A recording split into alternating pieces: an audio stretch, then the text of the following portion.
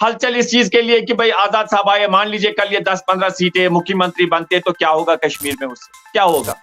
लोग परेशान है, हमारे बच्चे, हम कोर्ट में देखते हैं सवेरे कितनी लाइन लगी रहती है। ये ए टीम बी टीम कौन है, आप में जरूरत नहीं है बात। लोगों में ये बात भी है कि अपनी पार्टी बी टीम है बीजेपी, उसके ऊपर छुरी चलाई, मीर कासिम को उठाया, शेख अब्दुल्ला को हुकूमत दे दी। ये आपकी हुकूमत है? ये माजिद साहब प्लीज, ड्रामा आप करते हैं। आपकी हुकूमतें थी, ये कितना बड़ा डिवाइड आपने किया है कि गुजर आपने हमसे अलग करके पहाड़ियों को पीछे छोड़ दिया, गुजरों को आगे लगा दिया। अब हम डिवाइड कर रहे हैं या आपने डिवाइड किया है?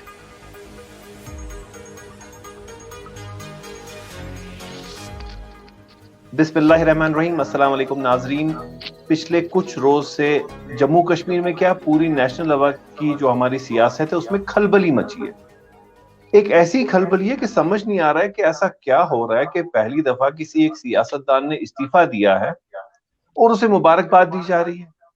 उसके लिए लोग अपनी पार्टी छोड़ रहे हैं। जी आपने सही समझा, हम बात कर रहे हैं गुलाम नबी आजाद साहब की, जिन्होंने हाल ही में कांग्रेस से किनारा कशी की और अभी तो उन्होंने अपनी नई पार्टी बनाई नहीं। लोग उन्हें मुबारकबाद दे रहे हैं, उनको ज्वाइन कर रहे हैं। अभी हाल ही में जम्मू में उनका बहुत बड़ा एक जलसा हुआ।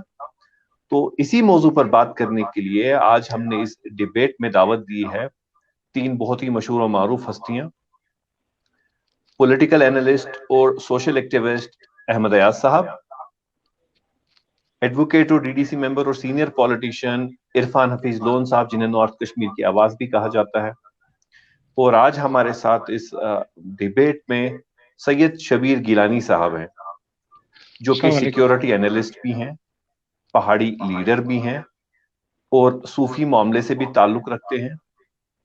पीर जामिन शाह साहब रहमतुल्लाह अलैह, जो बांडीपुर के बहुत ही मशहूर पीर हैं, जो कि नंगा बाजी साहब के डिसेंडेंट हैं, ये उनके फर्जंदे निस्बती भी हैं। आप तीनों का बहुत बहुत शुक्रिया।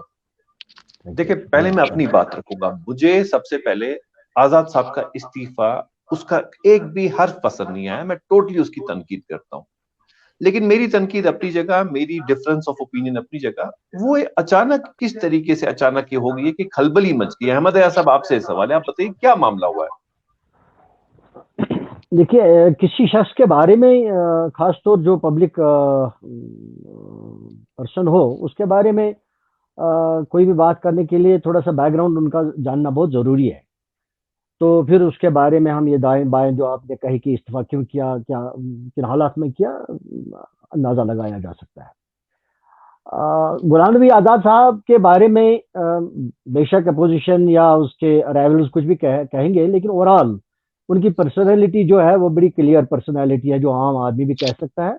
अब हम सियासी तौर मुखालफत के लिहाज से कुछ भी जोड़ सकते हैं, लेकिन ओवरऑल टोटलिटी में उनका जो आज तक उनका जो रहा है, जिंदगी जो रही है, वो साफ सुथरी रही है कंपेरेटिवली। और जब वो चीफ मिनिस्टर जम्मू कश्मीर के रहे, तब भी उनकी जो एडमिनिस्ट्रेशन है बहस चीफ मिनिस्टर बड़ी साफ शफाफ रही। तो जहां तक उनके सियासी इसका ताल्लुक है, सियासी जिंदगी का ताल्लुक है, वो भी साफ सुथरी रही है और कोई इतना मेजर कंट्रोवर्सी नहीं रही। अभी जहां तक उनके इस्तीफा का ताल्लुक है, जरूर ये हो सकता है कि वो एक कदावर हस्ती है अपनी पार्टी में, बहुत सीनियर रहे हैं, मेंबर पार्लियामेंट बहुत बार रहे हैं, मिनिस्टर यूनियन गवर्नमेंट में रहे, यूनियन मिनिस्टर रहे हैं, और then LOP leader of the opposition भी रही है। तो उस लिहाज से उनका कद बहुत लंबा है। तो ऐसा है कि जो जिस पार्टी में वो इस वक्त थे, आज तक थे, तो उसमें नए लोग भी कुछ शामिल हुए हैं। उसमें उनका प्रेसिडेंट जो या सीनियर लीडर जो है राहुल गांधी भी है। तो एज के लिहाज से अगर हम देखेंगे तो उनका उनका ये जो है आजाद साहब उनके चाचे लगते हैं, क्योंकि उनके बाप का दोस्त था। तो उसके अलावा उनका सियासी तजुर्बा भी काफी ज्यादा है। तो ऐसे में बहुत सारे लोग शायद जुड़ गए वहां कांग्रेस में। तो वो गैप रही और वो एक वो लिहाज नहीं रहा, किसी की कदुकामत का कदर नहीं रही। शायद उनकी बातों को सीरियस नहीं लिया गया, या उनसे मशवरा नहीं किया गया, या अगर कभी मशवरा किया भी गया तो उसको सीरियस नहीं लिया गया। शायद ऐसे कुछ वजूहात हो गए जिसकी वजह से उनको इख्तियार करना पड़ा दूरी। इरफान हफीज हाँ। लोन साहब, मैंने अहमद एयाज साहब से कुछ पूछा, ये कुछ और वहां से एक्सप्लेनेशन देने के मामला बयान कर रहे थे। आप बताइए कि क्या मामला है? खलबली जम्मू कश्मीर में क्यों मची है आजाद साहब के आने से? ऐसा क्या हुआ है कि ऐसी खलबली है, लोग अपनी पार्टी छोड़ रहे हैं? क्या है?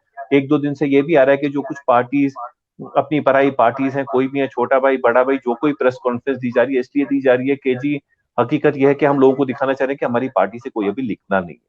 तो क्या मामला है सारा, आप जरा बताइए।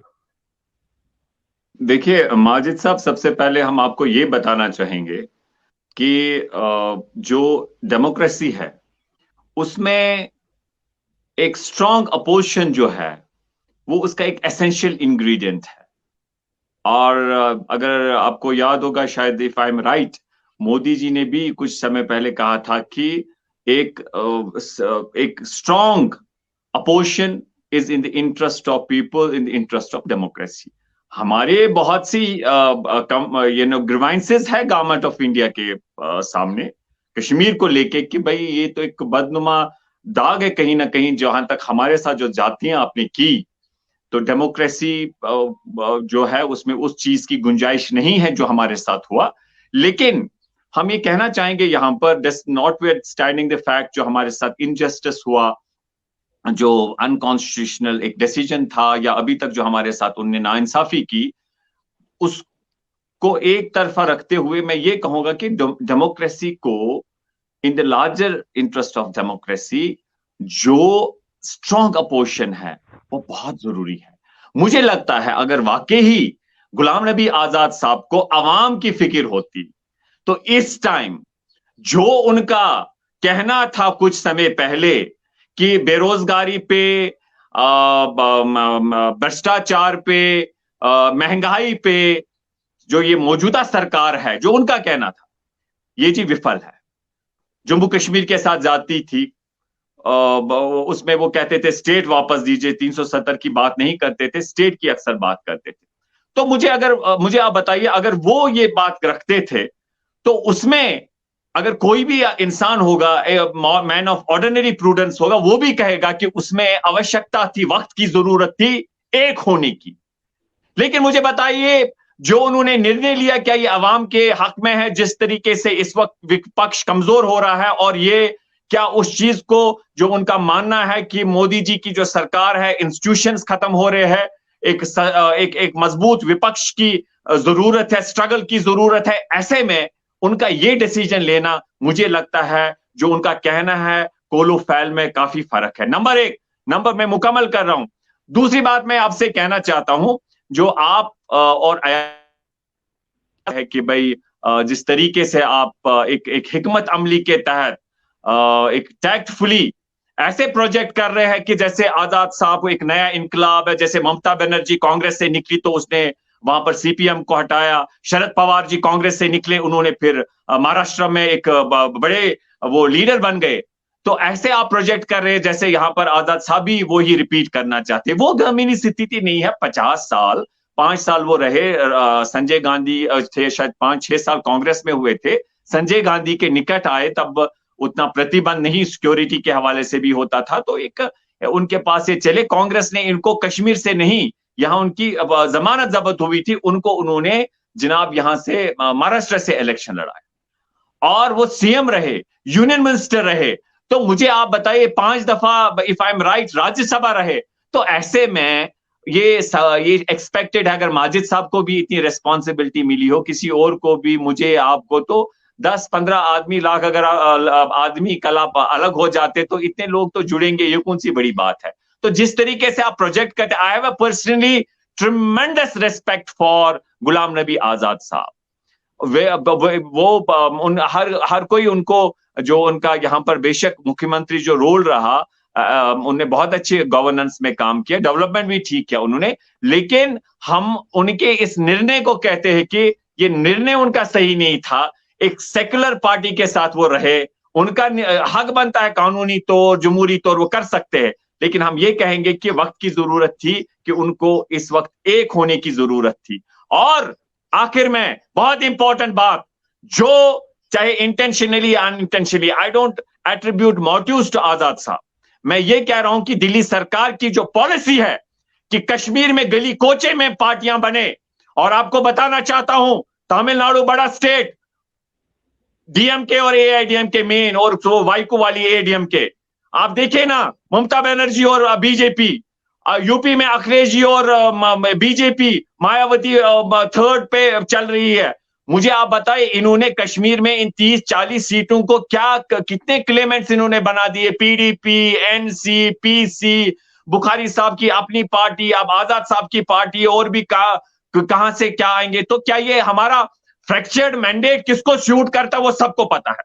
और जो भी इसमें उनकी दिल्ली वालों की मदद करेगा उनकी पॉलिसी की, मैं समझता हूं ही इज वो जम्मू कश्मीर के अवाम का वफादार नहीं है। वो चाहे मैं एट्रीब्यूट मोटिव्स नहीं करता हूं, लेकिन वो अवाम के हक में नहीं है। कितनी पार्टीज आप यहां पर बनाएंगे? 40 सीटें हैं आपके पास यहां कश्मीर, या 45। हर गली कोचे में आप तंजीमें बना रहे हैं। दैट इज नॉट हक है, कोई बैन नहीं है, परमिसिबल है। लेकिन मैं ये समझता हूं कि प्रूडेंस ये कहती है इस वक्त फ्रैक्चर्ड मैंडेट जो है अवाम के मुफाद में नहीं है। देखिए, और आप कह रहे हैं कि आयाज साहब कह रहे हैं सफोकेशन, क्या सफोकेशन हुई आयाज साहब? सफोकेशन थी, ही इज 75 ईयर ओल्ड। 5 साल के बाद वो 80 साल के होंगे। रूट के बैठना था उनको, उनका स्टेचर, उनकी क्रेडिबिलिटी बढ़ जाती। I was always having a very high regard for him. मैं आज भी है, लेकिन कल के डिसीजन के बाद सियासी तौर मुझे लगता है उनने सही नहीं किया है। जो हमारी उनपे नजर थी वो बिल्कुल उन्होंने उसके बर्क्स काम किया इस बार। माजिद साहब, देखिए आजाद साहब की करिए, करिए। आप बताइए आजाद साहब, हमें डिफरेंसेस है, वो है, ये है, लेकिन कश्मीर में जबरदस्त धमाका हुआ है। लोग बड़े उत्सुक, उनमें एंथुसियाज्म है। आप एक मैसेज देना चाहते हैं कि आजाद साहब बड़ा कमाल करेंगे। और इरफान साहब, जवाब देना आपको जरूरी बनता है। स्थिति पे बिल्कुल उसके बरक्स हालात है। जवाब देना आपको साहब आपके पास में आऊंगा। अभी शबीर साहब से भी बात नहीं हुई है। देखिए इरफान हफीज लोन साहब, मैंने शुरू में ही कहा कि जो आजाद साहब का जो इस्तीफा है 5 वर्गों का, उस पर मुझे हर हर्फ पे एतराज है। मैंने खलबली इसलिए की क्योंकि मैंने फैक्ट की बात की। लेकिन आपकी प्रॉब्लम, आप जब भी आएंगे आप भाषण देंगे बहुत लंबा, और आपको जो भूत है 370 कहां पर खलबली हुई? वो भूत आपके ज़हन से हटता नहीं है। अब्दुल रशीद डार साहब और वो अमीन भट्ट साहब, कोई लोग मिल गए, वो से आप खलबली कहते हैं? जो मुख्यमंत्री होगा, इतने लोग तो होंगे वफादार उनके। यहाँ तो नॉर्मल आदमी आप खड़े हो जाएंगे, कल आपके साथ भी 10 लोग जुड़ेंगे। तो क्या खलबली हुई? वही मैं उसी से एतराज करता हूं आपको, क्या खलबली हुई? अच्छा, कोई खलबली नहीं हुई। शबीर साहब, मैं आपसे पूछना चाहता हूं, आप पहाड़ी लीडर रहे हैं, सूफीज्म से ताल्लुक है, सिक्योरिटी पर आपकी खास नजर रही है। आप मुझे बताइए, आपने एनालाइज कैसे किया है ये जो आजाद साहब का जो स्टेप है और जो उनका पहली जो परफॉर्मेंस है, आप उसको कैसे देखते हैं? तकरीर के बगैर अपने मुख्तसर अल्फाज में कहिए, क्योंकि यहाँ कुछ लोग तकरीर कर रहे हैं बार बार। तकरीर नहीं, हम हकीकत बात कर रहे हैं। दिल्ली वाले करते लाए उन्होंने, एक भी कोई पार्टी अब उनको लगता है फेल हो गया तो कोई और लोगों को अब ग्रूम अप करेंगे। ये भी कहा जाता है, वो जो आवाम के, मैं जाती तौर नहीं कहता हूं, ये इस वक्त लोगों में ये खलबली चल रही है। वो बात क्यों नहीं आप सामने रखते कि यहाँ पर लोग कहते हैं कि सवाल मुझे हुआ है, मुझे कहने दीजिए, मुझे कहने दीजिए। एक सेकंड शबीर साहब, इस डिबेट पे अभी इरफान हफीज लोन साहब ने कहा खलबली नहीं है, लेकिन कुछ पार्टियां खत्म होने वाली हैं, और उसको भी ये खलबली नहीं मानते। नाज़रीन, आगे चलते हैं। शबीर साहब, आप अपनी बात पूरी कीजिए, फिर इरफान साहब के पास आएंगे। माजिद साहब, बहुत बहुत शुक्रिया आपका, आपने मौका दिया, और मैं अच्छे नाजरीन और सामीन से मुखातिब हूँ आपके तवस्सुत से। आपने खलबली की बात की है, तो खलबली का पहले हम मतलब ही समझ लें कि खलबली क्या है। देखिए, खलबली ये है कि डर के मारे में भी खलबली होती है और खुशी में भी खलबली होती है। ठीक है, बहुत सारे लोग ऐसे होंगे जिनको ये डर होगा कि आजाद साहब आगे हैं तो अब हमारे सियासी मैदान में या हमारे सियासी जो जगहें हैं उनमें क्या होगा, वो खलबली एक है। दूसरी खलबली ये भी है कि लोग खुशी के मारे, बहुत सारे लोग ऐसे हैं जो उनके अच्छे काम हैं। एक तो वो पूरे मुल्क के लीडर रहे हैं और सारी उम्र, जैसे बताया मेरे दोस्त डिबेटर जो हैं यहाँ पे, और मैं तो इतना क्या, मैं तो ये जानता हूं कि हमने भी नाम सुना है और उनका एक सियासी कद है, इसमें कोई शक नहीं। उन्होंने पूरे मुल्क में काम किया। और ये भी सच है कि इरफान साहब ने बताया कि कश्मीर से वो नहीं है तो बाहर से उनको चुन के रखा गया, बट कुछ काबिलियत तो थी कि जिसकी वजह से उन्होंने अपना नाम जो है, इतना ही नहीं है कि पार्टी ने नहीं दिया, अब ये है कि बिल्कुल आप गैर जानबदार होकर के, हमें किसी सियासी पार्टी से ताल्लुक रखने की बात नहीं है, एक किसी शख्सियत के काम से एक बात है। तो वो कैसे हैं और किस तरह से वो अपनी कौम के और अपने लोगों के मफाद में काम कर सकते हैं, रियासत के तौर, खसूसी तौर रियासत में और मजमूई तौर पे पूरे मुल्क में उन्होंने क्या काम किए। तो मैं आपसे ये गुजारिश करूं, एक तो ये खलबली है, ये तो सियासी अखाड़े हैं, सियासत एक अलग चीज है, और वो ये सोचते हैं कि हाँ भाई ये कुर्सी का खेल है और कुर्सी के पीछे ही दौड़ है। हर एक अपनी अपनी जगह पे सोचेगा कि भाई मुझे कितने लोग आ जाएं, मेरे साथ कितने लोग आए, वो एक बात है। लेकिन मैं बात करूंगा मजमूई तौर पे कि यहाँ रियासत के अंदर जो, मुझे भी मेरा ख्याल में अगर मुझे याद है तो 1960 के बाद मैं सारी चीजें मुझे याद है। मुझे याद है कि पहले कांग्रेस थी, उसके बाद शेख साहब आगे, इनका इंदिरा अब्दुल्ला अकार्ड या बेग पार्था सारथी अकार्ड जो भी कह लें वो हुआ।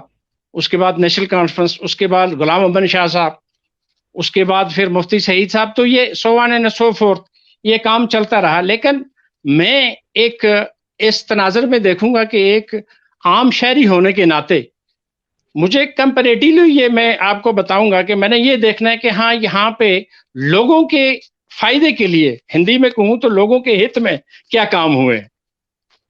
तो उस सिलसिले में मैं आपको ये बताऊंगा, जब से गुलाम नबी आजाद साहब चीफ मिनिस्टर बने तो इनकी बहुत अच्छी हुकूमत रही। मैं साफ तौर पे बताऊं, इतना है कि लोगों के लिए बड़ा अच्छा काम हुआ है कंपैरेटिवली। मैं तो एक सरकारी सत्ता, हाँ तब तो मैं सरकारी मुलाजिम था, हम देखते थे ये चीफ मिनिस्टर हैं और उन्होंने, और मुझे याद है इतना बड़ा काम कि जब 2005 का जलजला आया तो गुलाम नबी आजाद चूंकि फ्रंटियर एरियाज जलजले से मुतासर हुए, उड़ी और करना बहुत ज्यादा, और ये मुझे याद है कि कितनी बड़ी बात है कि उन्होंने ईद भी वहां करना के लोगों के साथ की है। रमजान में जलजला आया था और घर घर गए और उन्होंने बहुत बड़ा काम किया। हमारे एरिया में एक जगह है बंगस है, बारामूला के हैं मेरे साथी, सारे ये जानते होंगे, बड़ी मशहूर जगह है, यानी 10 गुलमर्ग मिला करके एक बंगस है। तो ये आजाद साहब का उस वक्त भी मुझे ये पता है, उनका ये एक ख्वाब था कि बंगस को जो है उसमें लोगों को एडजस्ट किया जाए, उसमें लोगों को नौकरियां दी जाएं। टूरिज्म डेवलपमेंट के हवाले से क्रेडिट देते हैं उनको, वो अच्छा काम किया उन्होंने। बंगस हो, टूलिप गार्डन हो, मेरी बात सुनो, मैं यही कह रहा हूँ, खलबली पे मैं आऊंगा ना फिर। यानी उन लोगों को, मेरे जैसे आदमी को, मैं कोई सियासी बंदा नहीं, मेरे जैसे आदमी को ये है कि यस, अगर आजाद साहब आ जाएं और इस कौम को संभालें तो शायद अच्छा हो। मेरा पॉइंट ये है, मैं ये नहीं कहता हूं, मैं उनके ये नहीं गिनता हूं, मैं ये कहता हूं कि खलबली के तौर पे, खलबली के पॉइंट को लेकर हम चलते हैं। आप देखिए मौजूदा हालातों में हमें इसको एक इस तरीके से मैं कहना चाहूंगा कि आप सारे लोग, मैं भी, आजाद साहब, हम सारे उनको रिगार्ड, रिस्पेक्ट रखते हैं, उनके लिए रखते हैं। लेकिन एक चीज है, मैं समझता हूं अगर वाकई कोई उनका एक वेल विशर होगा, वो उनको ये एडवाइस करता जो उनका स्टैचर था, जो उनका एक मुकाम था सियासी तौर, जो उनकी क्रेडिबिलिटी थी। मुझे लगता है कि उससे अगर कोई उसका हमदर्द होता, मैं भी एज ए आम शख्स मैं उनसे ये एडवाइस करता एज ए वेल विशर कि आजाद साहब आपका एक बहुत बड़ा स्टैचर है, आप जहां पर है वहीं पर रहिए। और जिन्होंने उनको एडवाइस किया है, मुझे लगता है आजाद साहब को उन्होंने सही एडवाइस नहीं किया, क्योंकि सही क्या है गलत क्या है आई डोंट नो, लेकिन एक अवाम में ये हाल, ये इस वक्त चल रहा है कि शायद दिल्ली वालों ने ए बी टीम कोई बनाई थी, वो आगे चली नहीं, उन्होंने किसी और को आगे कर दिया। तो उसे मैं आपसे सवाल आप सच बोल रहे हैं ना, तो बताइए ए टीम बी टीम कौन है? आप में जुर्रत नहीं है बात करने की। आप ये जो ड्रामा करते हैं ना 35 और 370 का, आप लोगों को इस मामले में बताइए, मुझसे गलती हो रही है। माजिद साहब प्लीज, ड्रामा आप करते हैं। आप देखिए, अगर कोई भी यहाँ पर आपका एनालाइज कर लेगा ना इन अ वेरी टैक्टफुल वे, आपने जो आजाद साहब के इस मूव को, उनको एक बहुत हिकमत अमली के तहत उनकी हेल्प की है इस पर, जो आपने बात सामने रखी है। इरफान साहब, जर्नलिस्ट आप में गट्स होना, आप में ये होना चाहिए था कि आपको बात सही जो है सामने रखनी थी। लेकिन बाकी इंडिपेंडेंट है ना, हम लोग तो इंडिपेंडेंट है, हम तो अपने इंडिपेंडेंट राय रखते हैं ना। अगर माजिद साहब को आप, हाँ जी अगर माजिद साहब को मैंने कहा इंडिपेंडेंट राय रखी, इन्होंने कहा मुझे समझ नहीं आता है मुबारकबाद देने के लिए किस तरीके से भीड़ आगे आ रही है, लोग उत्साह रखते हैं, क्या ऐसे प्रोजेक्ट करते हैं जैसे कि कोई यहाँ इनकलाब आया है, कोई लोग, बस लोगों को यही फिक्र है जी भाई आजाद साहब की पार्टी। देखिए आपने एक दो बातें, देखिए इरफान साहब आपने एक बहुत बड़ी बात करी ये कहकर कि आजाद साहब को भी शायद दिल्ली वालों ने एक अलाकार बना के, एक अपना वो आदमी बना के जम्मू कश्मीर भेजा, यहाँ एक पार्टी क्रिएट करने की उसको मैं कह रहा हूँ लोगों में ऐसा चल रहा है, लोग ऐसा कह रहे हैं आजाद साहब को ये डिसीजन नहीं लेना था इस ठीक है, आपने बता दिया, समझ गए। लेकिन मैं अपनी तरफ से ये कहूंगा कि ना मैं दिल्ली का तरफदार डिफेंड करता हूँ, ना मैं आजाद साहब का तरफदार हूँ, लेकिन बात जो हो वो सही हो और सही तरीके से सामने रखी जाए। ये एलाकार जरूर कोई किसी का बनता है जब उसकी कोई मजबूरी हो, कोई उसकी जरूरत हो। देखना ये है कि आजाद साहब, आप मुझे एक मिनट दीजिएगा माजिद साहब, जरूरी बात करनी है। देखना ये है कि आजाद साहब की क्या मजबूरी जी अहमद साहब, आप अपनी बात पूरी कर लीजिए एक मिनट में, क्योंकि वक्त होता जा रहा है। देखना ये है कि आजाद साहब की मजबूरी क्या है और उनकी जरूरियात क्या है जिनकी वजह से वो किसी का एलाकार बन सकता है। पहली, जहां तक मेरी जाती एनालिसिस है, आजाद साहब एक ऐसी शख्सियत है, खुददार शख्सियत है, वो किसी का एलाकार नहीं बन सकता है। एक, दूसरा, उसकी कोई जरूरियत ऐसी है नहीं जिसकी वजह से वो किसी का एलाकार बन सकता है। उसने चीफ मिनिस्टर भी देखा, उसने हर एक पोस्ट देखा, अब सिर्फ उसको प्राइम मिनिस्टर ही देखना है, वो शायद वो देख भी नहीं सकेगा, इसलिए कि उसको प्राइम मिनिस्टर अदरवाइज भी नहीं बनाएंगे अगर वो बीजेपी डायरेक्टली भी ज्वाइन करता है। अब इस वक्त हलचल जरूरी है, माजिद साहब की बात को मैं तायीद करता हूं, हलचल जरूरी है। हलचल जरूरी इसलिए है कि सियासत से हर एक बदजन है और जम्मू कश्मीर में बहुत ज्यादा, खास तौर यहाँ के जो वाक़ात हैं, जो हिस्ट्री यहाँ की है 47 से लेकर आज तक और फिर 90 से यहाँ तक, हर एक सियासत से बदजन हुआ है और कोई भरोसा नहीं है किसी भी सियासतदान पर। आप जो कहते हैं हलचल है, क्या हलचल है फिर? अगर लोग आप मुझे कंप्लीट करने दीजिए, आप मुझे कंप्लीट करने दीजिए, हलचल क्या है? हलचल यह है जब आजाद साहब जम्मू कश्मीर की तरफ रुख किए और लोगों को यह महसूस हो गया कि आजाद साहब जम्मू कश्मीर को देखने के लिए आ रहे हैं और उन्होंने तय करा कि इनकी शख्सियत को देखकर ये जरूर कल का चीफ मिनिस्टर होगा। और शायद जो मामला आज तक हमारे साथ हुए, जैसे हमारे साथ एक विकल्प था जो कांग्रेस पार्टी थी नेशनल लेवल पे, हमें कांग्रेस पार्टी का समर्थन करना चाहिए था। वो अगर मजबूत, भले ही उन्होंने माजी में गलतियां की थी, लेकिन वक्त की जरूरत थी उस कांग्रेस पार्टी को सपोर्ट करना। हमें बहुत से मामला पे उनके साथ इख्तिलाफ है, लेकिन अवाम के मुफाद में ये था, जम्मू कश्मीर के मुफाद में लोगों में अगर कांग्रेस पार्टी मजबूत होती, हम लोगों में ये बात भी है, सुनिए, लोगों में ये बात भी है कि अपनी पार्टी बी टीम है बीजेपी। अब जब आजाद साहब आ गए तो उनमें एक खलबली जरूर होगी कि अब हम शायद किसी काम के नहीं रहे, चीफ मिनिस्टर आजाद साहब आएगा, इसकी पार्टी आएगी, हम कहीं नहीं रहेंगे। उस हद तक आप सही बोल रहे हैं, उस हद तक आप सही बोल रहे हैं। मुझे बताइए कल तक अपनी पार्टी टारगेट कर रही थी नेशनल कॉन्फ्रेंस को और पीडीपी को, और आज जब उनको लगा आजाद साहब का खतरा है और आज वो आजाद साहब को टारगेट कर रहे हैं ये कहकर कि उन्होंने 370 को डिफेंड नहीं किया पार्लियामेंट में। जब वायरल वीडियो है पार्लियामेंट में, हमने देखा उनका जो बयान या जो स्टेटमेंट है, जो तकरीर है, उसमें सबसे ज्यादा अगर किसी ने तनकीद की या शोर किया या चिल्लाया, वो एक आजाद साहब ही थे जिन्होंने कश्मीर के हालात को, जो बीजेपी की तरफ से, गवर्नमेंट की तरफ से उस वक्त 370 के हवाले से या 350 के हवाले से जो आई, उसके खिलाफ एक ही वो निकले जो उन्होंने बात करी, वो भी पार्लियामेंट में। मैं पूछूंगा कि उन्होंने, अगर वो आजाद साहब को दोष दे रहे हैं कि आपने नहीं किया कुछ, तो उन्होंने खुद क्या किया?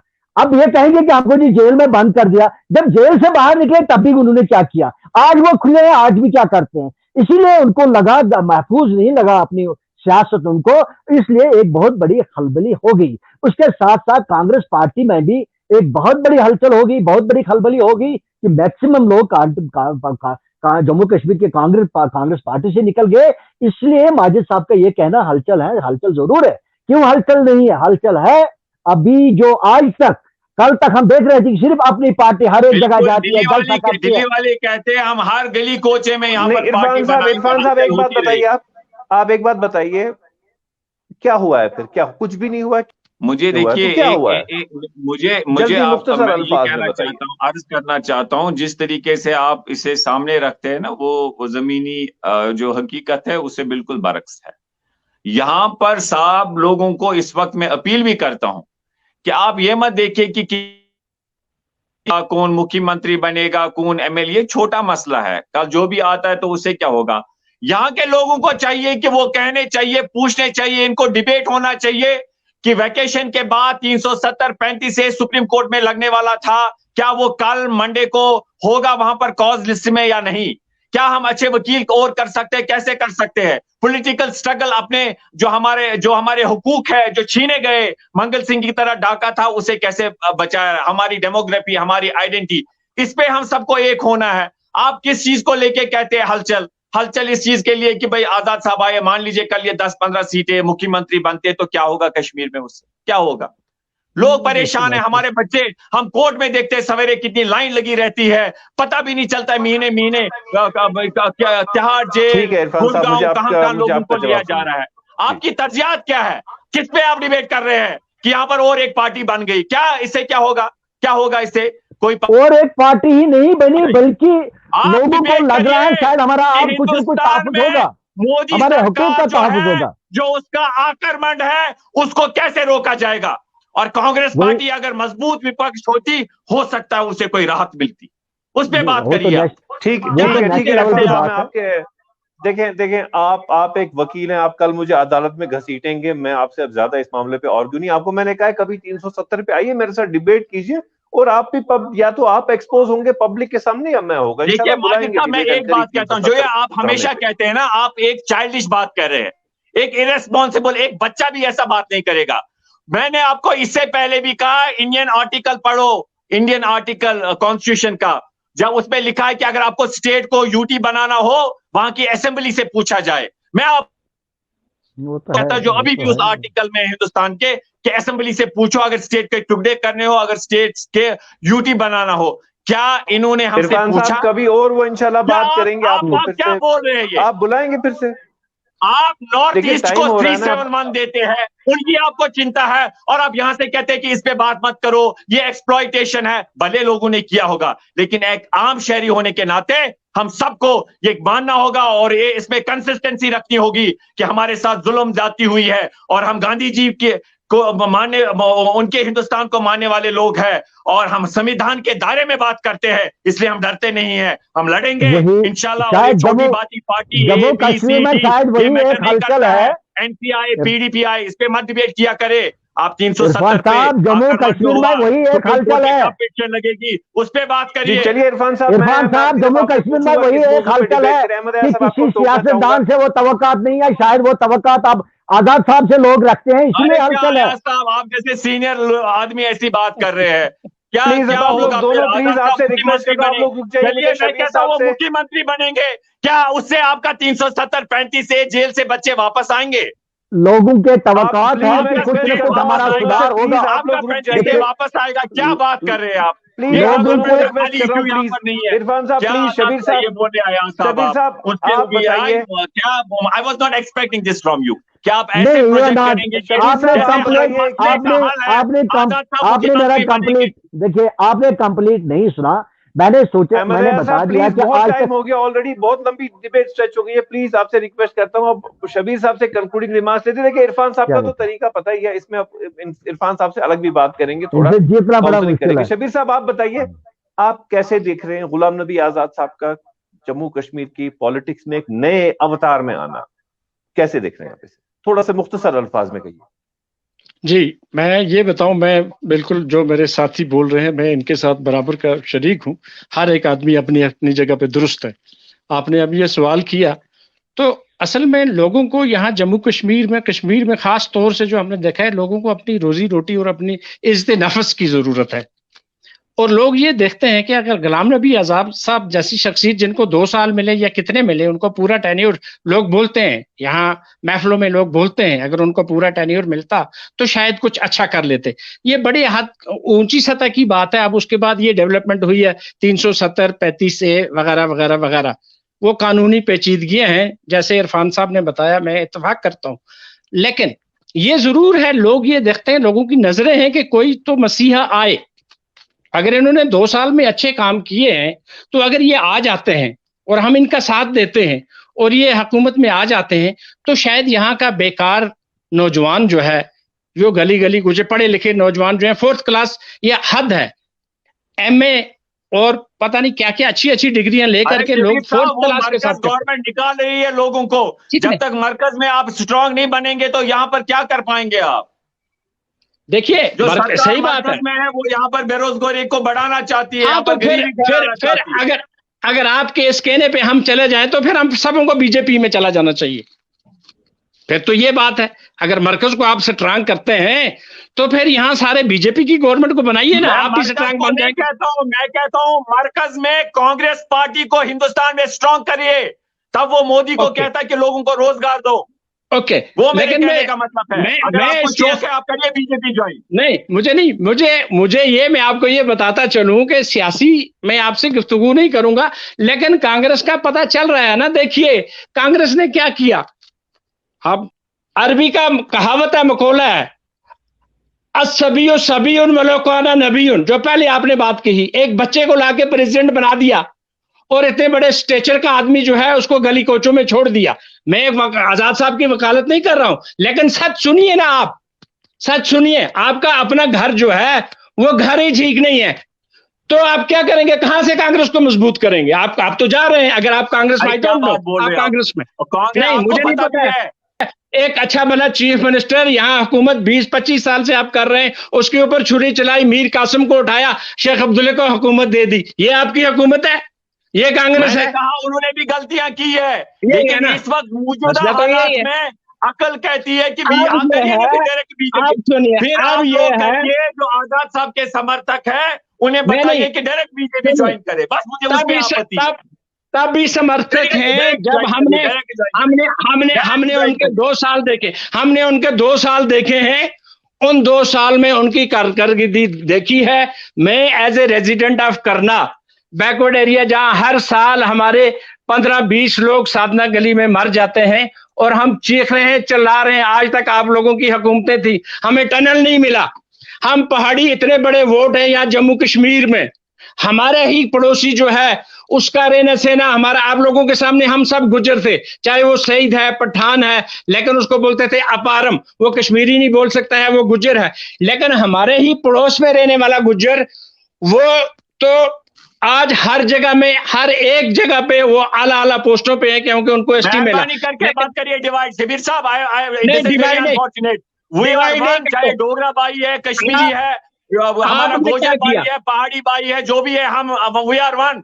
We are one. लेकिन आपने क्या किया? आपने क्या किया? जेलों में, याद रखिए, हजारों में बच्चे बंद है जेलों में, माता पिता को मुलाकात नहीं मिल रही है। That is first priority. That is first priority. That is first priority. That is first priority. That human right is first priority. लेकिन मैं आपको अपनी एक बात रख रहा हूं कि आपकी हुकूमतें थी, ये कितना बड़ा डिवाइड आपने किया है कि गुजर आपने हमसे अलग करके पहाड़ियों को पीछे छोड़ दिया, गुजरों को आगे लगा दिया। अब हम डिवाइड कर रहे हैं या आपने डिवाइड किया है? डिवाइड तो आप लोग, आपकी हुकूमतों ने किया। आप हमें क्यों कह रहे हैं? हमें नेग्लेक्ट किया गया है। मैं ये कहता हूं, नेग्लेक्ट हुए हम तो तब हम डिवाइड हो रहे हैं। आपने डिवाइड किया, जितनी हुकूमतें थी उन्होंने डिवाइड किया, हम तो डिवाइड नहीं है। हमारा रहन सहन एक है। मैं भी बैंक में जाता हूँ, मेरे पास भी बाल मवेशी है, मेरे पास भैंस है, मेरे पास गाय है, मेरे पास बकरी है, गुजर के पास भी।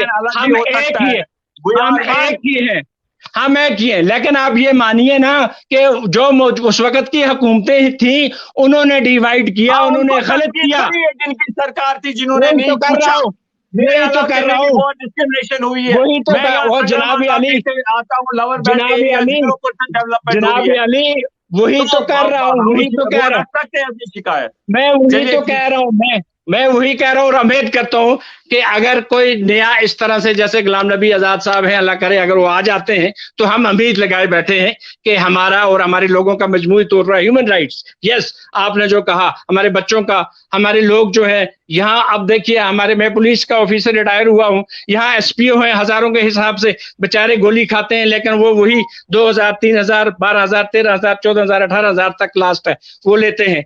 ऐसे ऐसे मुद्दे हैं जो आप लोग लीडर करने चाहिए। मैं तो मतलब मैं किसी पार्टी में नहीं हूं, लेकिन मैं एक आम तजिया निगार हूं, एक वोटर हूं। आपके कांग्रेस को मैंने बड़े वोट दिए हैं, ख्वाजा मोहम्मद यूनुस हमारे MLA थे, ऐसी बात नहीं है, मुझे सब पता है।